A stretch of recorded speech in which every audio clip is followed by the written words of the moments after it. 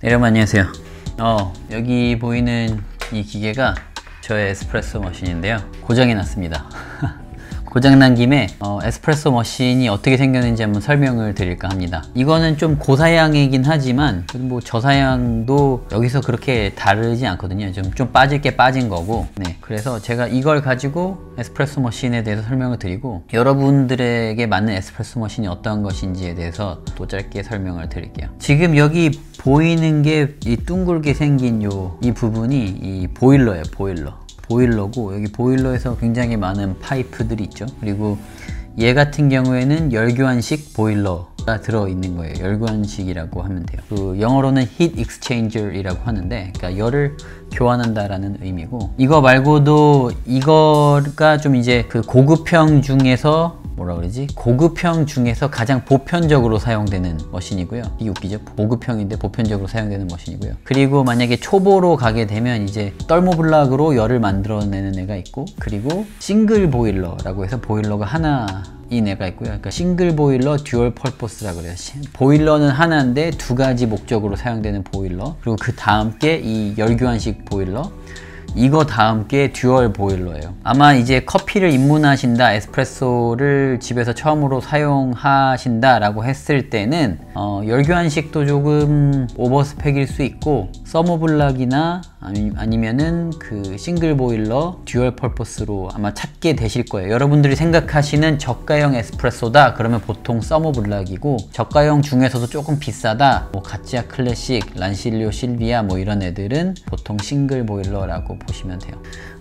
그래서 서머블락이 되게 나쁘냐? 서머블락은 어떻게 생겼냐면요, 보일러 자체가 없고 그냥 그 물통에서 서머블락이라고 하는 열을 내주는 쇳덩어리가 하나가 있고, 그 쇳덩어리를 물이 지나치면서 물이 달궈진 다음에 이제 추출 온도가 돼서 나가거나, 뜨겁게 하면은 물이 달궈진 다음에 끓으면서 바로 스팀이 된다거나 이런 식으로 되는 거예요. 그러니까 보일러 자체가 없어요. 예전에는 서머블락이 굉장히 안 좋아가지고 그 열 관리도 잘 안 되고, 그리고 특히 물을 지나가면서 물을 끓인 다음에 스팀을 하는 게 그게 그렇게 효율적이지 않아서 굉장히 안 좋았는데, 요즘에 이제 아무래도 전기 쪽 기술이 너무 좋아지다 보니까 굉장히 빨리 물을 끓인다고 하더라고요. 그래서 서머블락이 너무 많이 좋아졌고, 서머블락에다가 그 PID 컨트롤러라고 있어요. PID 컨트롤러는 뭐냐면 열을 일정하게 유지하기 위해서 PID 팩터를 이용해서 이제 너무 어렵죠. 이건 어쨌건 그냥 쉽게 설명해서 PID 컨트롤러가 있으면 열을 조금 더 잘 컨트롤해주는, 잘 제어해주는 모듈이라고 보시면 돼요. 그래서 그 서머블락에 PID 컨트롤러가 들어간 모듈들이 나오고 있고, 그리고 듀얼 서머블락이라 그래서 하나는 추출 서머블락, 하나는 스티밍 서머블락이라 그래서 추출하고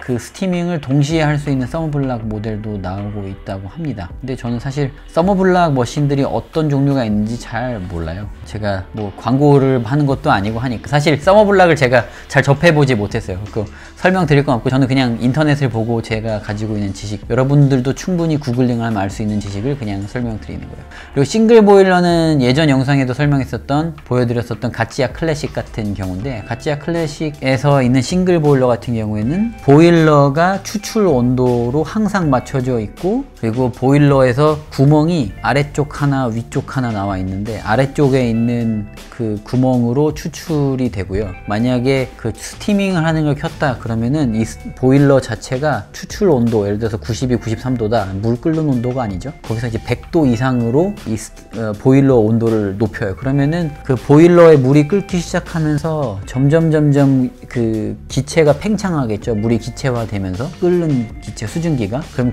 거기에서 나오는 압력으로 스티밍을 하는 거라서, 스티밍하는 구멍은 예를 들어서 얘가 보일러다 그러면 아래쪽에서는 추출하는 아래쪽에 물이 있을 거니까, 그리고 수증기는 위쪽에 있으니까 위쪽에서는 스티밍 하는 파이프가 있어서 이 두 개를 가지고 하나의 보일러로 스티밍도 하고 추출도 하게 되는 거예요. 어쨌건 추출하고 나서 스티밍이 되는 온도가 될 때까지 스티밍을 킨다고 하면은 시간이 좀 더 걸리게 되겠죠. 라떼를 자주 드신다라고 하면은 좀 싱글 보일러나 서머블락 같은 경우에는 불편할 수가 있어요. 대부분의 싱글 보일러하고 서머블락의 단점이 PID 컨트롤러가 없다는 거거든요. 아까도 설명드렸다시피 온도를 일정하게 유지해주는 게 PID 컨트롤러인데, PID 컨트롤러가 보일러가 없는 애들은 그 온도 센서가 최고점하고 최저점만 체크를 해요. 그 말은 뭐냐면 예를 들어서 최고점이 98도고 최저점이 뭐 90도다 라고 하면 98도까지 보일러가 온도가 올라가는 그 중간값을 알지 못하고 98도에 올라가면 보일러를 탕 꺼버리고 90도 최저점에 다다르면 다시 보일러를 켜고, 그러니까 온도가 98도 갔다가 0도 갔다가 98도 갔다가 0도 갔다가, 이거 보일러 템퍼러처 센서마다 다르겠지만, 온도 센서마다 다르겠지만 최고점 갔다가 최저 갔다가 최고점 갔다가 최저 갔다가 이런 식으로 열 관리를 하기 때문에 추출할 때 나의 지금 추출 온도가 몇 도인지 정확하게 알기가 어려워요. 그래서 이제 PID 컨트롤러가 들어간 서머블락이나 아니면 싱글 보일러 같은 경우에는 이제 괜찮죠. 란실리오 실비아에서 이번에 뭐 PID 컨트롤러가 들어간 그 싱글 보일러가 나왔던데, 그거를 사용하게 되면 추출 온도가 항상 일정하게 유지될 수 있겠죠. 그 대신에 똑같이 아까 설명드린 대로 스티밍을 하려면 스팀 버튼을 누르고 좀 기다려야 되는 불편함이 있어서, 그 에스프레소가 주다, 그냥 블랙커피를 마시는 게 주다 라고 하시는 분들한테는 싱글 보일러도 충분할 것 같아요. 그리고 거기서 이제 온도까지 민감하게 보시겠다 라고 하시는 분들은 싱글 보일러 PID가 있는 머신을 고르시면 될 것 같아요. 우유가 들어간 에스프레소 군의 커피를 많이 드시는 분들한테는 서머블락이나 싱글 보일러는 그 좋은 선택이 아닐 수 있어요. 물론 불편함을 참고 좀 저렴한 머신을 쓰지만 내가 스티밍을 항상 기다리면서 하시겠다라고 하실 수도 있겠는데, 만약에 스티밍된 우유를 매번 드시고 굉장히 자주 드시는 분들은 열교환식 보일러를 갖고 있는 머신들을 사용하시는 게 굉장히 좋습니다. 열교환식 보일러를 잠깐 설명을 드릴게요. 지금 여기 보일러가 있죠. 보일러가 있고 지금 여기 하얀색 구멍으로 이게 위쪽으로 이제 물통이 서게 되는데, 물통에서 빠져 들어가는 이 물을 바로 여기에 있는 파이프를 통해서 이 보일러를 관통하고 지나서 이쪽으로 올라와요. 지금 여기에 툭 튀어나온 거 있죠? 이 툭 튀어나오는 거부터 여기까지 연결이 돼 있어요. 그러니까 여기 보일러를 관통해서 지나가는 파이프가 여기 있어요. 뭐 작은 보일러라고 보셔도 되는데 여기 파이프 같은 게 하나 있고, 얘가 바로 이쪽 추출구로 들어갑니다. 그래서 얘가 바로 이 추출할 수 있도록 그룹 헤드로 나오게 되는 거예요. 그러니까 내가 추출한다 라고 했을 때 바로 보일러에서 빼는 게 아니라 여기에 있는 물통에서 이 파이프를 통해서 보일러 온도로 열을 올린 다음에 바로 추출하게 돼요. 이게 굉장히 안정적인 온도를 유지합니다. 여기 물 자체가, 이 보일러 안에 있는 물 자체가 한 123도, 125, 많게는 125도까지 올릴 수가 있는데, 그렇게 온도가 높은 데를 파이프가 지나가게 되면 이 파이프 안에 있는 온도가 그렇게 많이 달라지지가 않거든요. 그 상태에서 계속 물을 끌어 쓰면서 쓰기 때문에 추출 온도가 그렇게 많이 변하지 않아서 에스프레소를 계속 뽑아도 온도가 많이 떨어지지 않아요. 그리고 여기 보일러 같은 경우에는 물이 많이 찼다라고 했을 때 한 75% 정도 찼다고 보시면 돼요. 물이 꽉 찼다 그러면 75% 정도 찬 거고, 이게 항상 스티밍 온도에 보일러가 맞춰져 있거든요. 그러니까 한 25% 정도 되는 기체가, 수증기가 차게 되는 거죠. 그 수증기가 꽉 차면서 여기 안에 있는 압력을 만들어내게 돼요. 보일지 모르겠는데 이쪽으로 돌려야 되나? 죽이나? 네, 돌려야겠다. 보여드릴게요. 여기 완전히 꼭대기에 보시면 파이프가 이렇게 하나가 나와 있죠. 이렇게 나와 있는 이 파이프가 바로 스티밍을 하는 파이프예요. 그래서 여기 보일러에서 위에 25% 정도가 기체라고 했잖아요. 그러니까 위에서 아예 기체만 끌어다 쓰는 스티밍 하는 애고, 여기 밑에 보면 파이프가 하나 더 나와서 이쪽으로 나오는데, 여기 이 관 있죠? 이 관으로 나오는데, 이 관은 보일러 밑에서 물을 꺼내는 그런 파이프입니다.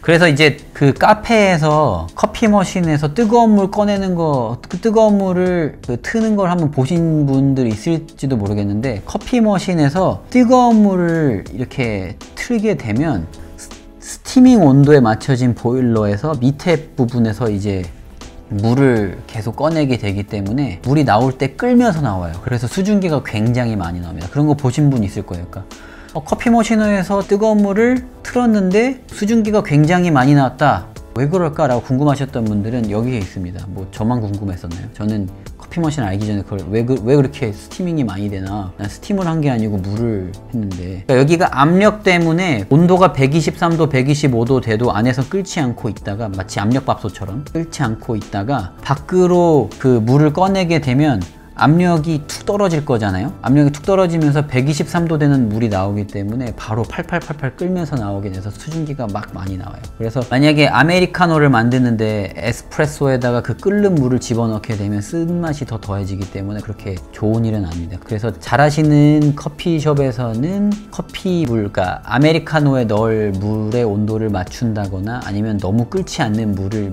만들어 놓고 그냥 그걸로 차도 쓰시고, 차 만들 때도 쓰시고 아메리카노에 부을 때도 쓰시고 그렇죠. 그래서 만약에 아메리카노 드실 때 물이 너무 뜨겁다라고 하면은 뭐 좀 식힌 다음에 드시는 것도 방법인데, 어쨌건 뜨거운 물을 아메리카노 에스프레소에다가 바로 붓게 되면 그 쓴맛이 더 더해져서 연해지긴 하지만 더 써집니다. 참 신기하죠. 진하다고 해서 쓴 건 아니에요. 네, 어쨌건 그렇게 생겼습니다. 근데 얘는 PID 컨트롤러가 있는 모델이에요. 지금 제가 고장난 게 여기에 있는 그 제어기 컨트롤 박스가 고장났는데, 얘가 컨트롤 박스고요, 얘가 릴레이예요. 솔리드 스테이트 릴레이라 그래서 SSR이라 그러는데, 여기에 있는 이 제어기가 하는 일이 뭐냐면 온도 입력을 받고, 온도가 유저가, 그러니까 제 사용자가 정해놓은 123, 제가 예를 들어서 123도라는 온도를 맞췄다. 저는 항상 123도로 맞춰놓거든요.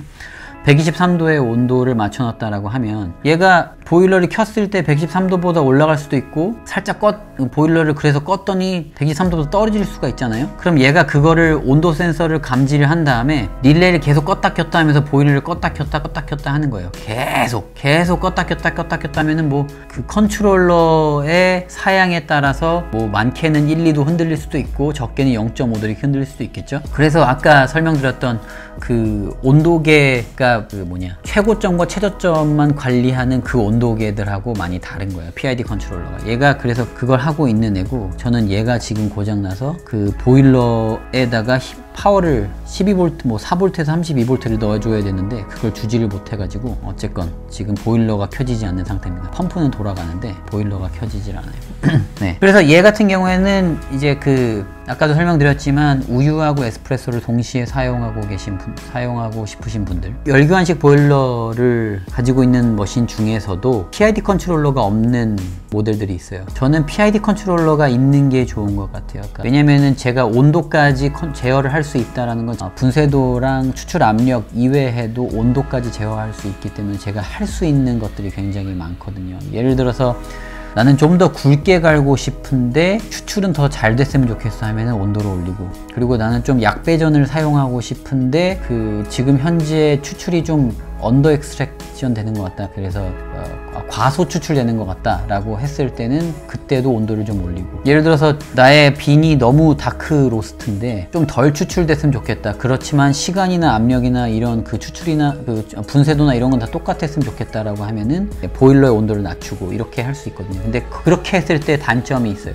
그 보일러의 온도를 올렸다가 내렸다가 하기 때문에 그 보일러 온도가 올라가면 스티밍 압력도 올라가고요, 보일러 온도가 내려가면 스티밍 압력도 내려가요. 그래서 추출 온도를 맞추다 보면 스티밍 압력을 잃을 수도 있어요. 그래서 거기선 좀 안타까운데, 만약에 그것도 싫다, 나는 그렇게 스티밍 압력도 떨어지는 것도 싫고 하지만 나는 추출 온도도 내 맘대로 하고 싶다 하시는 분들은 듀얼 보일러로 가시면 돼요. 듀얼 보일러는 추출 보일러하고 스티밍 보일러가 따로 있거든요. 그래서 그렇게 가시면 되는데, 관리가 그 석회 제거 같은 거는 대부분 샵에다가 맡기라고 하더라고요. 근데 저는 얘를 집에서 석회 제거를 할 수 있거든요. 그러니까 열교환식 보일러까지는 집에서 할 수 있는데 듀얼 보일러부터는 이제 그 맡기라고 하더라고요. 근데 그렇게 되면 이제 공인비도 들고 하니까 관리에 좀 더 신경을 써야겠죠. 그래서 여러분들이 만약에 내가 에스프레소 초보자고 입문자다 라고 했을 때 그러면 어떤 게 제일 맛있어요? 라고 물어보시는 분들이 되게 많은데 답은 간단합니다. 좋은 빈을 쓰시고 좋은 물을 쓰시고, 그리고